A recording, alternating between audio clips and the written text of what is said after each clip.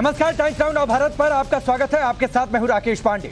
शाम के 5 बजने वाले हैं। वक्त हो गया है देश के सबसे पसंदीदा डिबेट शो राष्ट्रवाद का। राष्ट्रवाद यानी देश से बढ़कर कुछ नहीं। स्कूल कॉलेज में जो भी इतिहास पढ़ाया जाता रहा है, क्या वो सचमुच सही है या फिर अपने हिसाब से इतिहास को तोड़ मरोड़ कर उसे छात्रों के सामने पेश किया गया?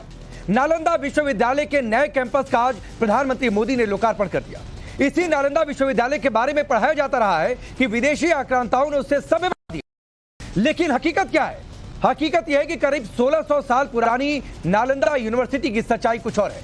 वो नालंदा विश्वविद्यालय जिसे बख्तियार खिलजी ने जला दिया था और इस तरीके से जलाया था कि उसकी लाइब्रेरी 3 महीनों तक जलती रही थी।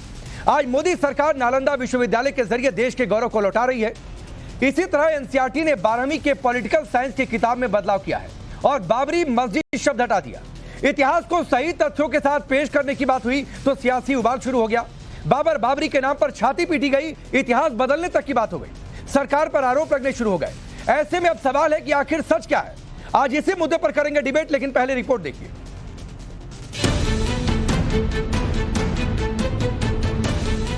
ये तस्वीरें हिंदुस्तान को गौरवान्वित करने वाली हैं।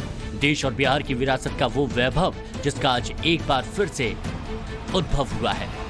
जिस नालंदा को बख्तियार खिलजी ने मिटाया, आज नालंदा के गौरव को मोदी सरकार ने फिर से लौटाया। आज 800 साल बाद नालंदा यूनिवर्सिटी जीवंत हो गई। प्रधानमंत्री मोदी ने आज नए कैंपस का लोकार्पण किया। इस दौरान विदेश मंत्री एस जयशंकर, बिहार के राज्यपाल राजेंद्र विश्वनाथ, मुख्यमंत्री नीतीश कुमार और 17 देशों के राजदूत मौजूद रहे। इस दौरान प्रधानमंत्री मोदी ने नालंदा यूनिवर्सिटी में खिलजी की क्रूरता का जिक्र करते हुए कहा कि आग की लपटें ज्ञान को नहीं मिटा सकती। नालंदा है उद्घोष इस सत्य का कि आग की लपटों में पुस्तकें भले जल जाएं, लेकिन आग की लपटें ज्ञान को नहीं मिटा सकती।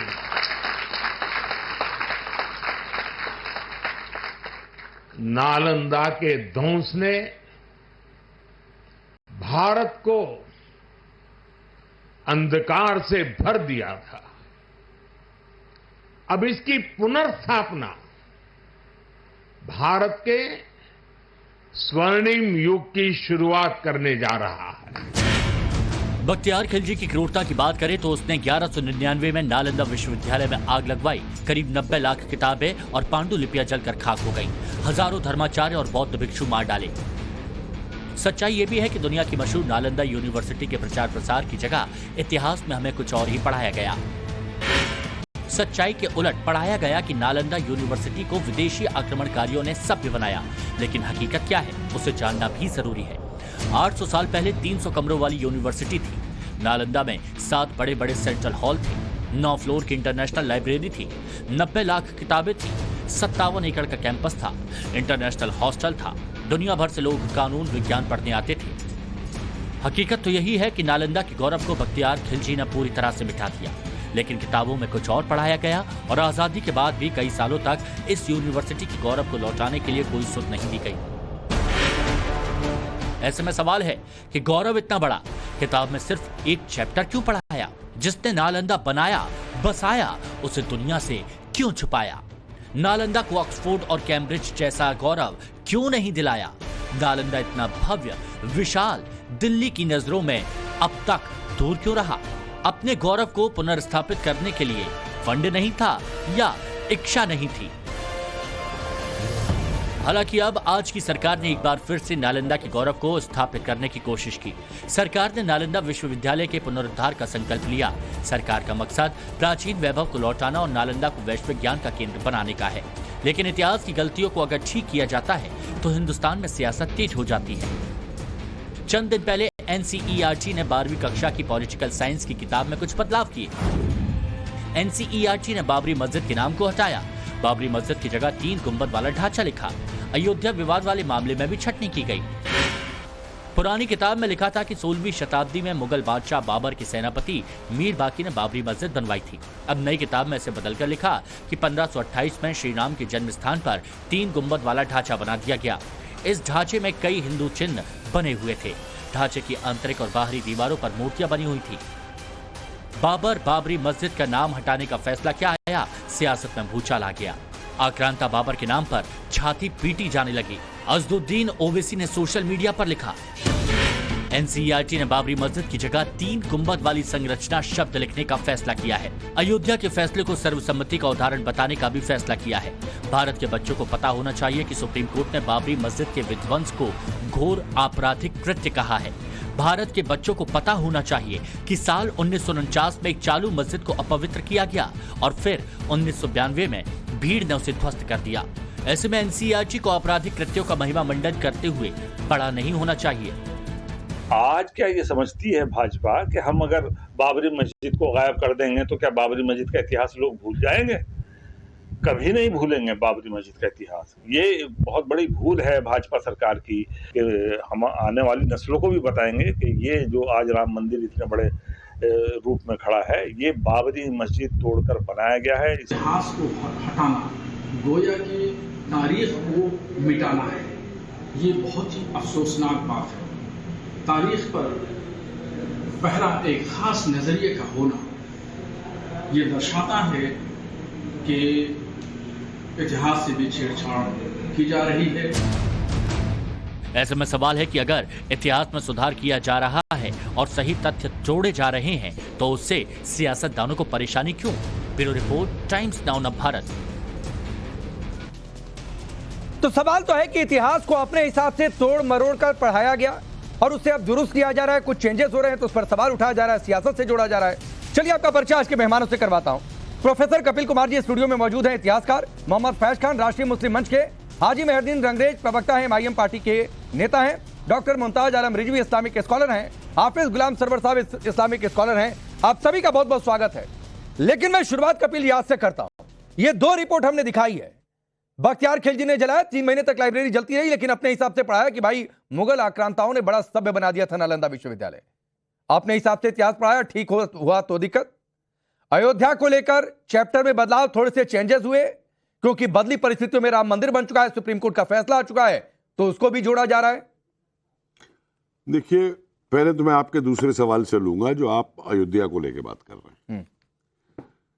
इतिहास जो है भाई साहब कोई वो पैबंद नहीं है कि यहां से पैबंद उठा दीजिए, ये काट दीजिए और दूसरा पैबंद लगा दीजिए। ये परंपरा इतिहास की जो है 18वीं शताब्दी में हुआ करती थी।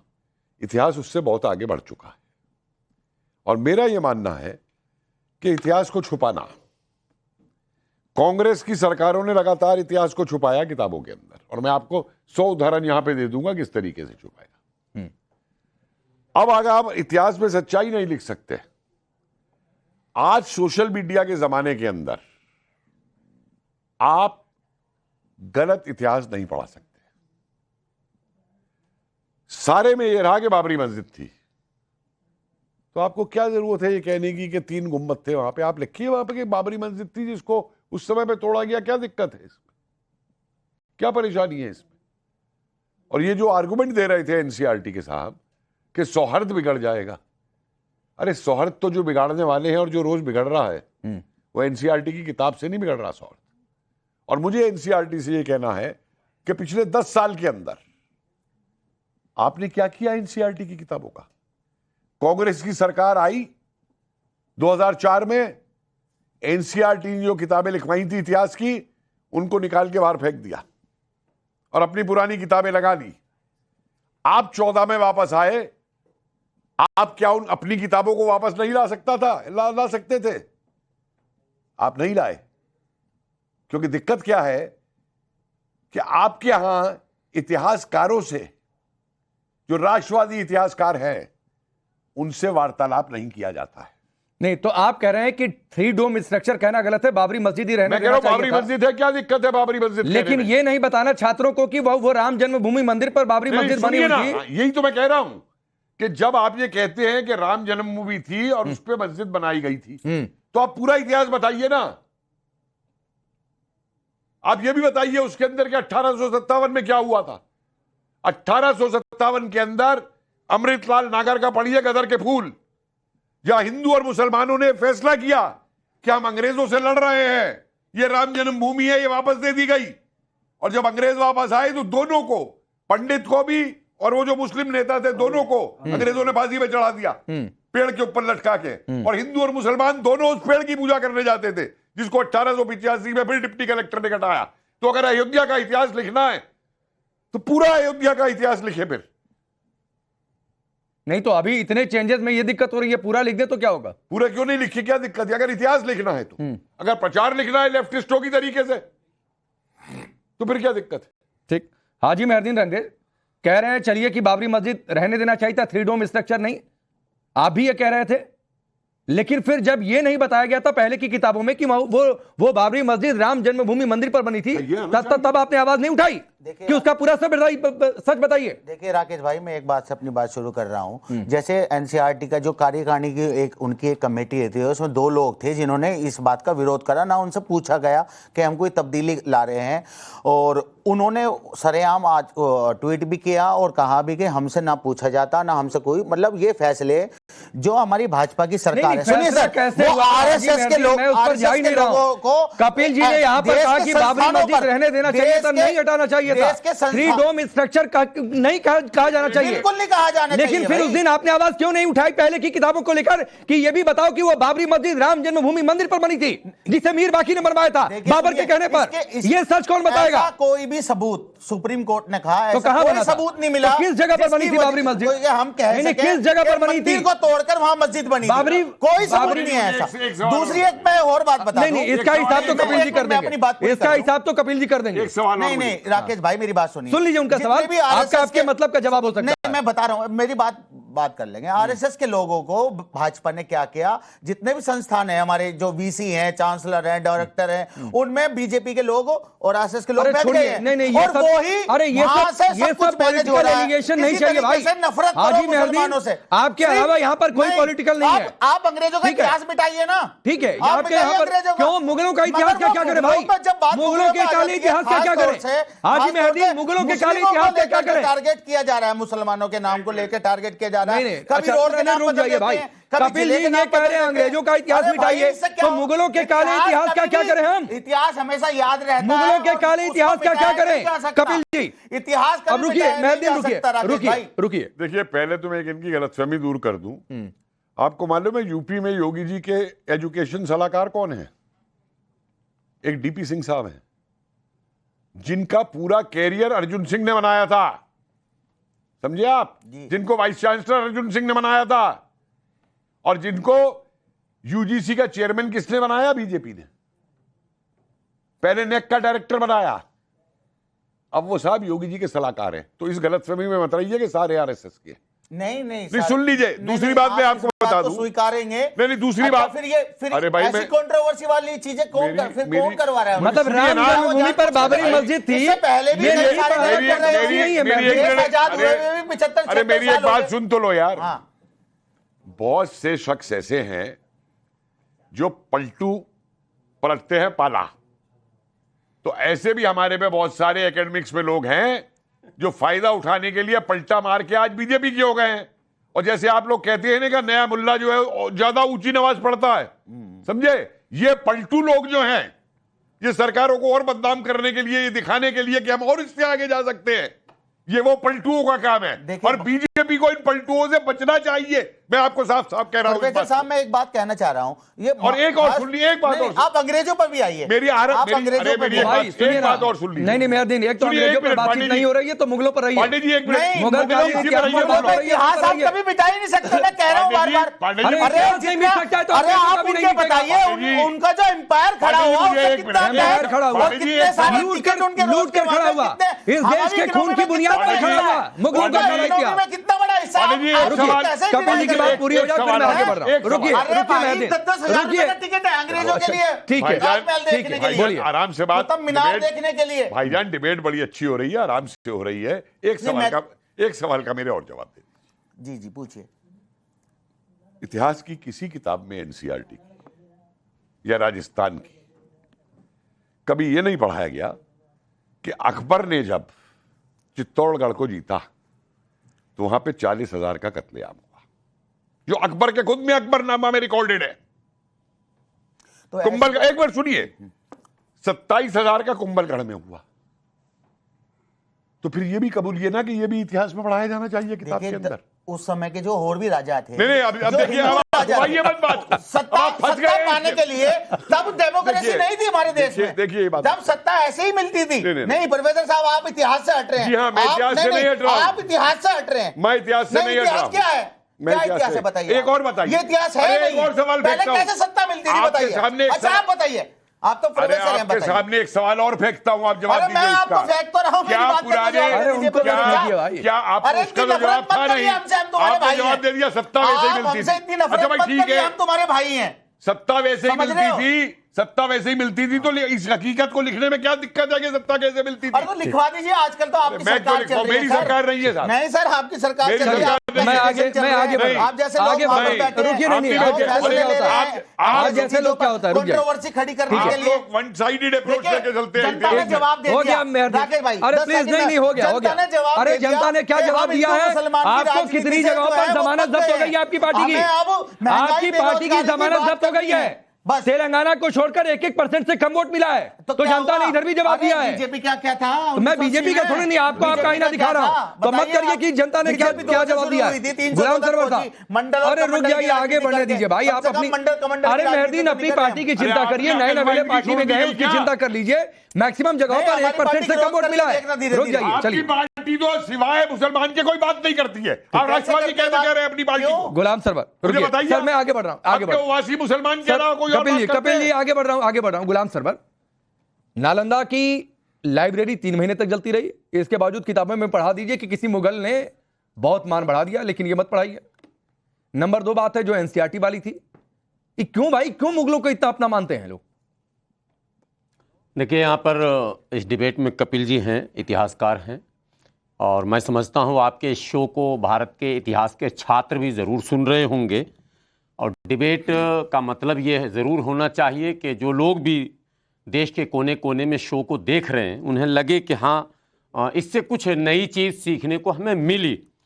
इतिहास का नाम जैसे ही आएगा, तो हिंदी हम लोग कम थोड़ा थोड़ा पढ़े थे, उसमें संधि विच्छेद कहा जाता है। इतिहास का संधि विच्छेद जो है, इति प्लस हास है, और इस दोनों का जो शब्द सामने आता है, उसको देखने के बाद ऐसा लगता है कि इतिहास का मतलब ही है कि जो कुछ हो चुका है उसे बताना। अभी कपिल जी कह रहे थे कि अकबर ने फलां जगह हमला किया। अगर नहीं आप इतिहास में लिखते हैं, तो फिर कैसे हमको पता चलेगा आने वाली पीढ़ी को कि अकबर ने क्या किया? कैसे पता चलेगा कि नहीं, पृथ्वीराज चौहान ने एक क्या चीज किया? में क्लियर कर कैसे दूं, पता सरवर चलेगा साहब, खिलजी ने क्या एक चीज किया? क्लियर कर कैसे पता दूं, चलेगा ये बर्बर ने इतिहास क्या की किया? किताबों की बात नहीं हो रही है। इतिहास की किताबों में कहीं ना कहीं ये सब दर्ज है, ऐसा नहीं है कि दर्ज नहीं है। बात हो रही है कि बच्चों को पढ़ाया क्या जा रहा है। बात हो रही है कि एनसीईआरटी के सिलेबस में आपने क्या चेंजेस किए।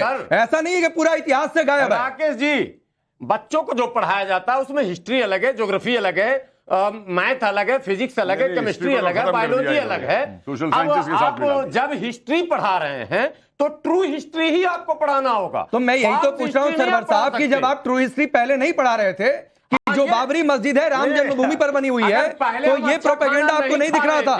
ये तर्क नहीं चलेगा कि पहले हम तो बोलिए कि पहले गलत हो रहा था, बात ही खत्म। अच्छा नहीं पढ़ा रहे थे वो मुजरिम है सर। तो बोलिए कि पहले गलत हो रहा था। बोल रहा हूं। यस, आपके शो पर अब मेहरदीन सुनिएगा, गुलाम सरवर यहाँ पर मान रहे हैं कि बाबरी मस्जिद राम जन्मभूमि पर बनी हुई थी, ये नहीं पढ़ाकर पहले की सरकारों ने गलती की है, ये वो मान रहे हैं। नहीं कहा घुमा रहे हैं? कहना कुछ और है, आपका कहना कुछ और है, आपके आपस में तालमेल नहीं बन रही। राकेश जी, यदि पीछे के इतिहासकारों ने, देखिए इतिहासकारों में अभी राकेश जी, कपिल जी कह रहे थे, जो वामपंथी इतिहासकार हैं, उन्होंने जो इतिहास लिखा है उसमें अपना पक्ष प्रस्तुत करने का ज्यादा प्रयास किया। नहीं, वो छोड़िए ना सरवर साहब, मुझे एक लाइन में बताइए, ये मुझे एक लाइन बताइए, एक लाइन में जवाब दीजिए। पहले की किताबों में बाबरी मस्जिद राम जन्मभूमि पर बनी हुई थी, ये नहीं बताना गलती है कि सही है? एक सेकंड, देखिए सवाल और जवाब आ गया। यदि इतिहास, किसी इतिहासकार ने, कपिल जी, अरे मैं किताब की बात कर रहा हूं भाई, किसी इतिहासकार की बात नहीं कर रहा हूं। एक सेकंड, एनसीईआरटी की किताब में ये पढ़ाया जाना कि बाबरी राम जन्मभूमि पर नहीं। बोलने दीजिए। हाँ। किसी इतिहासकार ने यदि यह न लिखा होता, तो आपको कैसे पता चलता? अरे मैं कुछ और पूछ रहा हूं सरवर साहब, मैं ये नहीं पूछ रहा हूं, मैं पूछ रहा हूं पहले एनसीईआरटी की किताबों में ये नहीं बताया जाता था कि बाबरी राम जन्मभूमि पर बनी हुई है, ये सही था या गलत था आपकी नजर में? एनसीईआरटी के बारे में कहा जाता है कि ये, अरे क्या कहा जाता है, ये ये सही है कि गलत है, ये बताइए ना सर। कहा जाता है। नहीं, ये सही है कि गलत है, ये बताइए ना सर। क्या एनसीईआरटी की किताब में ये पढ़ाया जाना कि बाबरी जो है वो राम जन्मभूमि पर बनी हुई है, ये पहले नहीं पढ़ाया जाता था, ये सही है कि गलत? नहीं, बिल्कुल सही है, नहीं पढ़ाया गया था। जो चीज हुआ ही नहीं था वो एनसीईआरटी कैसे करती? फैज खान, जिसको सुप्रीम कोर्ट ने कह दिया नहीं हुआ। अरे कोर्ट ने कह दिया नहीं, गजब स्थिति है भाई, गजब स्थिति है। सुप्रीम कोर्ट कपिल जी कुछ कह रहे हैं, फिर फैज भाई आ रहा हूं, जल्दी से कपिल जी। कि बाबरी मस्जिद क्या माना सुप्रीम कोर्ट ने? वहां मस्जिद थी और मस्जिद तोड़कर मस्जिद बनी थी, मस्जिद तोड़कर बनी थी, मस्जिद तोड़कर मस्जिद बनी थी, उसके नीचे से हिंदू धर्म के अवशेष मिले। चले जाइए अयोध्या, आप मानते हैं? चले जाइए ना अयोध्या। गुलाम सरवर साहब आप चले जाइए अयोध्या भाई। गुलाम सरवर साहब, गैर Islamic structure, non Islamic structure supreme court के अपने आदेश में कहा है, नॉन इस्लामिक स्ट्रक्चर टूट कर मस्जिद बनाई जाए। कपिल जी फिर फैसला, कपिल जी 20 सेकंड अपनी बात रखिए, फिर फैसला। रुकिए सर, सबूत मिला है, चलिए। पांडे जी, इस टॉपिक को एनसीईआरटी की किताबों में लाना यूपी के द्वारा एक बहुत बड़ी साजिश थी। यस, और वो साजिश थी कि बंटवारा समाज में बना रहे, ये इशू ज्वलंत रहे, समझे? नहीं, मुझे बताइए कि इस तरीके के इशू को बच्चों को आज जो कहा है कि भाई ऐसे नहीं आने चाहिए, क्यों पढ़ाने की जरूरत थी उस समय? और बहुत से इशू राजनीतिक ऐसे हैं, मुझे बताइए, क्या जो कश्मीर के ऊपर नीति अपनाई नेहरू ने या चीन ने, उसको कभी लाई है किताबों के अंदर? इंदिरा गांधी ने अगर 91,000 सोल्जर वापस कर दिए बिना वो फैसला किए हुए, और जो हमारे वहां पे रह गए, क्या बताया इन्होंने किताबों में? तो ये जो एक, और देखिए इन किताबों को लिखने के लिए वो टूल किट, दोनों पेपर कैम्ब्रिज में छपे हुए मौजूद है नीलाद्री भट्टाचार्य। ठीक है सर, कि एक टूल किट बनाया गया कि हमको इतिहास बच्चों के सामने कैसे रखना है, हमको क्या रखना है, हमको। आपकी ये सीपीएम की जब सरकार थी वेस्ट बंगाल के अंदर, उन्होंने साफ आदेश दे के निकाले थे कि हमको किसी भी उसके अंदर ये नहीं सिखाना कि मुस्लिम आक्रांता ने क्या किया। कहा जाता है तो सर, इतनी आवाज पहले नहीं उठा करती थी सरवर साहब, फैज खान, इतनी आवाज पहले नहीं उठा करती थी। मेरा सवाल फैज खान ये है कि ये क्यों मुगल कालीन इतिहास से वो काला भी है तो भी इतना लगाव है, उसको ठीक किया जा रहा है? पहले प्रोपेगेंडा चलता था तो ठीक है, अब प्रोपेगेंडा चल गया जो इनके आरोप के मुताबिक तो गलत हो गया। बिस्मिल्लाहिर्रहमानिर्रहीम, रब्बिश रहली सदरी व यस्सिर ली अमरी वहलुल उक़दतम मिन लिसानी यफ़क़हू क़ौली। मेरी बात 2 मिनट थोड़ा सा ध्यान से सुन लीजिएगा शांतिपूर्वक। मैं कहना चाहता हूं कि हमें अपने पड़ोसी को अब्बा कहना छोड़ देना चाहिए। हमारे जो वास्तविक पूर्वज हैं उनको स्वीकार कर लेना चाहिए, ये हमारे पूर्वज हैं, हम भारत के नागरिक हैं, इस बात को आप स्वीकार कीजिए। बख्तियार खिलजी ने यदि नालंदा विश्वविद्यालय जलाया, पुस्तकालय जलाया, 90 लाख पुस्तकें जलाई, तो उसे स्वीकार करना चाहिए और बख्तियारपुर नाम बदलकर शील भद्र नगर उसका नाम करना चाहिए। बहुत सारी तरीके से लिखी जाती है, कुछ लोग इतिहास अपने पूर्वाग्रह से भी लिखते हैं, कुछ एनसीईआरटी की पुस्तकों में आता है, कुछ राष्ट्रवादी इतिहासकार हैं, मतलब कहीं पर कुछ इतिहास नहीं लिखेंगे। ये रिसर्च पेपर के पास जाकर कई सारे जो उस समय के उत्खनन से प्राप्त जो भी चीजें हैं उनके अध्ययन से पता करते हैं कुछ स्वतंत्र लोग। उसके अध्ययन से ये पाया गया के मोहम्मद साहब ने भी बताया कि राम जन्मभूमि में मंदिर था, उसे तोड़ा गया। केशव राय मंदिर मथुरा में तोड़ा गया। काशी विश्वनाथ में विश्वनाथ जी का मंदिर था, उसे तोड़ा गया। ये सब तोड़कर मस्जिद बनाई गई है। हम पहले भी कहते थे एक मंदिर कोर्ट केस लेकर लिया गया, 2 मंदिर मुसलमानों को स्वेच्छा से दे देने चाहिए। इसके साथ साथ नालंदा का भी नाम जो है, जो बख्तियारपुर नाम रखा गया है उस स्टेशन का, उसे शीलभद्र नगर करना चाहिए, क्योंकि शीलभद्र जी वहां के पहले कुलपति थे। वास्तविक नीतीश कुमार जी के गुरुजी का नाम भी शीलभद्रया जी है, तो नीतीश कुमार जी को चाहिए कि इस पर जरूर पहल करें। ताजमहल लोग देखने आते हैं, मैं आपको बताऊं जो आप कह रहे थे, अजंता एलोरा की गुफाएं, मीनाक्षी मंदिर, रामेश्वरम, ऐसे मंदिर दक्षिण भारत के हर गांव में है। ताजमहल से बड़े मैं पूरा भारत पैदल चला हूं, अपनी आंखों से देखकर आ रहा हूं। तो बार बार ये ताजमहल को महिमा मंडित करके फिर इधर से जब आवाज उठती है कि वो तेजो महालय है, फिर आप के सीने पे सांप लौटने लगता है। मौलाना इसलिए जो वास्तविक चीजें हैं उसे आप सामने आने दीजिए। कि अब देखिए इनका देखिए राकेश भैया, इनका क्या होता है, ये इनकी समझ देखिए, ठीक है, पाकिस्तान प्रेरित समझ देखिए कि जब यहां अग्नि, पृथ्वी जैसे पंच तत्व के आधार पर मिसाइल बनाए जाते हैं तो वो पृथ्वी को पृथ्वी पंच तत्व के हिसाब से नहीं, पृथ्वराज से जोड़कर वो गौरी मिसाइल बनाते हैं, यानी कि वही पड़ोसी को अपना अब्बा मानना। अरे भाई, उसी मोहम्मद गौरी ने पाकिस्तान पर आक्रमण किया था, वहां हिंदुओं पर, जिनके पूर्वज आज मुसलमान बन गए। इस सत्य को आप स्वीकारिए। रिजवी साहब, ये सच स्वीकारने में इतनी दिक्कत क्यों होती है भाई? यही तो स्वीकार नहीं रहे। ऐसा है कि तमाम चीज़ें जो हैं वो सिर्फ नज़रियात से जुड़ी हुई हैं, और इतिहास को पहले समझना चाहिए कि इतिहास साहित्य नहीं है, इतिहास जो है वो कोई साइंस नहीं है। और इतिहास जब हम कहते हैं पढ़ने के बारे में, तो इतिहास वही है जो कि हमारा माजी है, और इतिहास इसलिए पढ़ा जाता है ताकि हम भविष्य का रास्ता, मुस्तकबिल का रास्ता बेहतर तय कर सकें। जो हमने गलतियां की हैं तो एक तरफा में नहीं, एक तरफा नहीं, ये आज जो चेंजेस आए हैं, नालंदा को किसी मुगल नहीं, मुझे बताइए ना, नालंदा को मुगलों ने सभ्य बना दिया था, नालंदा को मुगलों ने सभ्य बना दिया था। जलाया कौन? तारीफ कर रहा है? कौन जलाया था? नहीं जलाना चाहिए। किसने जलाया था? नहीं जलाना चाहिए। मुगल शासक था कि नहीं था? तो बाबरी मस्जिद भी नहीं गिरानी चाहिए थी। बाबरी मस्जिद भी, और अगर गिराई गई तो उसको बाबरी मस्जिद नाम दीजिए, उसको गुंबद क्यों कह रहे? जिस पे बात है उस पे बात कीजिए ना, आप इधर उधर की बात क्यों कर रहे हैं? कपिल जी कह रहे हैं। मेरा एक बड़ा छोटा सा सवाल है। देखिए, किसी जमाने में कोई बर्बरता हुई, ठीक है, आज की जो जनरेशन है उसको तो कोई दोष नहीं दे रहा ना कि तुमने ये किया है, ठीक है। आज आगे बढ़ने के लिए जो आपने कहा कि इतिहास से हम देख के चले बिल्कुल कि आगे क्या करना है, बिल्कुल। आज हमको उस काल में जो बर्बरता हुई, ये कहने में कि उस काल में ये बर्बरता हुई थी, क्योंकि उस काल में बर्बरता होती थी, तो हमें उससे आगे चलना चाहिए। बिल्कुल आगे। लेकिन दिक्कत क्या होती है, जब आदमी आके औरंगजेब की बर्बरता को डिफेंड करना शुरू कर देता है कि नहीं साहब उसने सही किया था, तो दिक्कत होती है। देखिए, एक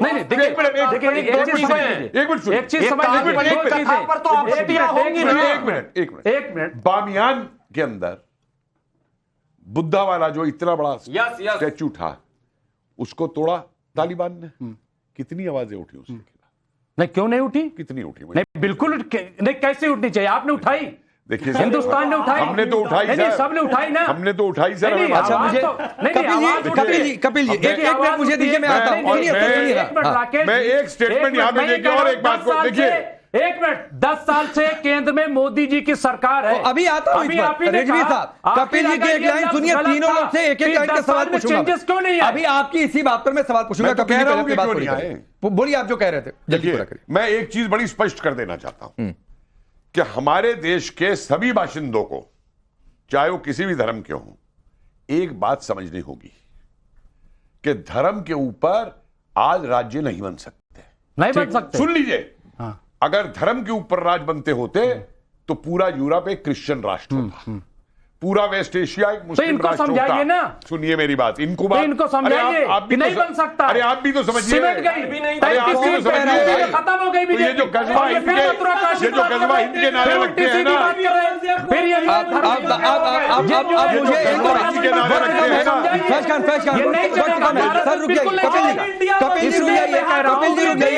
सुनिए, रिजवी साहब आपसे शुरू कर रहा हूं। सुनिए, एक मिनट रुकिए। अरे रुकिए, समय नहीं है। अरे समय नहीं है, मुझे बताइए। बख्तियार खिलजी ने, सरवर साहब नहीं, रुक जाइए भाई। अरे रुकिए, अब मुझे बाबरी मस्जिद लिखिए। अरे मेरे पास अरे सुनिए ना, बाबरी मस्जिद लिखिए। सुनिए, वो आपकी बात ठीक है। अरे वो आपकी बात ठीक है। मुझे एक लाइन बताइए, बख्तियार खिलजी, औरंगजेब या फिर जितने मुगल, छोड़ दीजिए। जो गलत किया वो गलत किया। मत कहिए ना, मत उन्हें आदर्श मानिए भाई। अभी मेहदी से पलटकर पूछ दूंगा, कह देंगे कि औरंगजेब महान था मेरे लिए, और महान है, आदर्श मानते हैं। ये सवाल पूछता, लेकिन वक्त इतना ही है। चलिए, आप सबका बहुत बहुत शुक्रिया।